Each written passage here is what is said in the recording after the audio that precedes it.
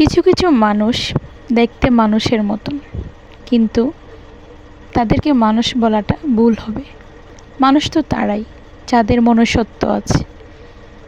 যে মানুষের মনুষ্যত্ব নেই তাকে কখনোই মানুষের কাতারে আমি গুনি না, তাদেরকে আমি কখনোই গুরুত্ব দেই না। কিন্তু অদ্ভুত বিষয় হচ্ছে তারাই মানুষের কাছ থেকে গুরুত্ব আশা করে, কিন্তু এটা বোঝে না যে কারো কাছ থেকে গুরুত্ব পেতে হলে কিছু গুণ থাকা দরকার। যদি গুণ থাকে তাহলে একজন মানুষ আরেকজন মানুষের কাছে গুরুত্ব পায়। গুরুত্ব কখনো এমনি এমনি হয় না, এটা ভালোবেসে আদায় করতে হয়। মোট কথা বলতে কি, কোনো কিছুই একতরফা হয় না। তাই যে মানুষটা মনুষ্যত্ব নেই সে তো কারো কাছ থেকে কখনোই গুরুত্ব পাবে না, এটাই স্বাভাবিক। গুরুত্ব পেতে হলে নিজেকে, নিজের অবস্থানকে সুন্দরভাবে অন্যের কাছে তুলে ধরতে হয় এবং নিজের আচরণ সুন্দর করতে হয়, নিজের ব্যক্তিত্ব সুন্দর রাখতে হয়।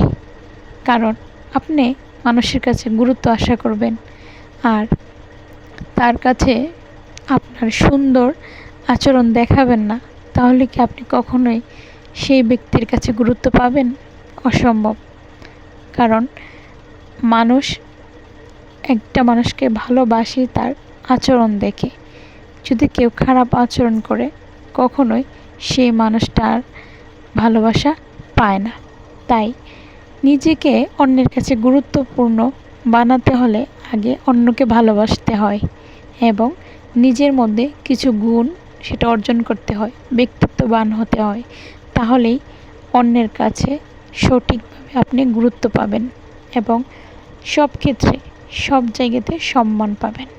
কারণ সম্মান পেতে হলে যা সবার আগে যেটা করা প্রয়োজন সেটা হচ্ছে নিজের ব্যক্তিত্ব।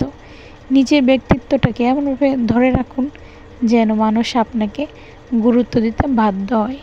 গুরুত্ব কখনোই ধমকিয়ে নেওয়া যায় না বা কাউকে শাসন করে পাওয়া যায় না। এটা ভালোবাসার জিনিস, এটা ভালোবেসেই দিতে হয় এবং ভালোবেসেই এটা ভালোবেসে আদায় করতে হয়। তাই সবসময় চেষ্টা করবে নিজে ব্যক্তিত্ব ধরে রেখে তারপরে মানুষকে ভালোবাসা দিয়ে কিছু অর্জন করার। কারণ ভালোবাসা ছাড়া না কিছু অর্জন করা সম্ভব নয়।